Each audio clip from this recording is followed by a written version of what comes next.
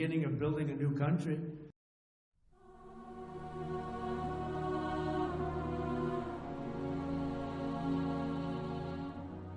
Recent US Israel اسرائیل اور Iran کے درمیان کنفلکٹ چل رہا ہے. اس کی ریزن جو اسرائیل کی طرف سے اوبیسلی دی جا رہی ہے وہ یہ کہ ایران جو ہے وہ ایک امییننٹ تھریٹ ہے اسرائیل کے لیے, کیونکہ یہ واحد ملک ہے جو پریکٹیکلی ریزسٹ کرتا ہے اسرائیلی ہیجمنی کو through its armed groups like حزب اللہ, یا ڈائریکٹلی بھی جیسے ہم نے جون 2025 میں دیکھا تو وہ ایران کے خلاف ایکشن کرنا چاہتے ہیں.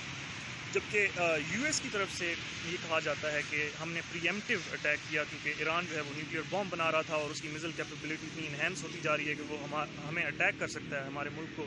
تو چونکہ ہمارے لوگوں کو ایک امییننٹ تھریٹ ہے, ہم پری ایمپٹیولی اٹیک کر رہے ہیں. ایک تو یہ میجر ریزن یو ایس کی طرف سے. اس کے علاوہ سیکنڈری ریزنز میں یو ایس کی طرف سے یہ کہا جاتا ہے کہ کیونکہ ایرانی رجیم جو ہے وہ ٹیررسٹ گروپس لائک حزب اللہ ایز پر یو ایس ان کو سپورٹ کرتا ہے, تو ہم ایران میں رجیم چینج کروانا چاہتے ہیں.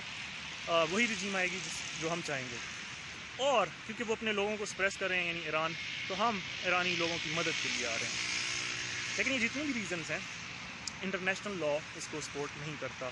ایون یو این چارٹر کا جو آرٹیکل 51 ہے وہ تب اسٹیٹس کو الاؤ کرتا ہے اٹیک کرنے کے لیے جب سیلف ڈیفینس کرنا ہو. کوئی اور ملک آپ پہ اٹیک کرے تو اپنے سیلف ڈیفینس میں آپ اس پہ اٹیک کر سکتے ہیں, جبکہ ایران کی طرف سے ایسا نہیں ہوا ابھی.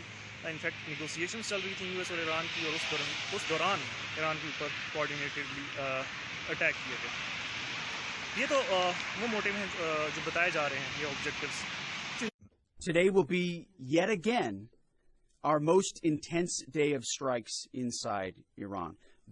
اس کے علاوہ جو باقی موٹیوز ہیں اگر اس کی بات کی جائے تو نیتن یاہو کے حوالے سے یہ کہا جاتا ہے کہ نیتن یاہو ایک پاپولسٹ لیڈر ہے, اور چونکہ اسرائیل میں الیکشنز قریب تھے تو لوگوں کے سینٹیمنٹس کو اپنی فیور میں کرنے کے لیے نیتن یاہو وار چاہتا تھا.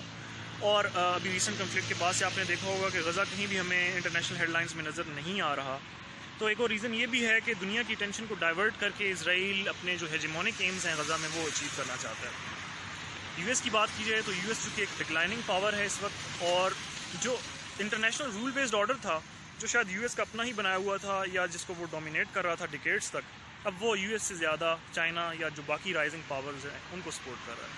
تو اس وجہ سے یو ایس اب سافٹ پاور کی بجائے اپنی ہارڈ پاور کو یوز کر کے دنیا میں اپنا ڈومیننس برقرار رکھنا چاہتا ہے.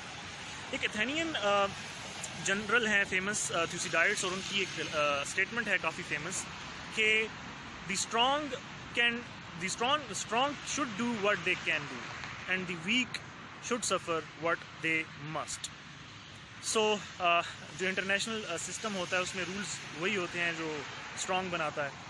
تو اب جو رولز یو ایس کو فیور نہیں کر رہے وہ ان رولز کو توڑ رہا ہے.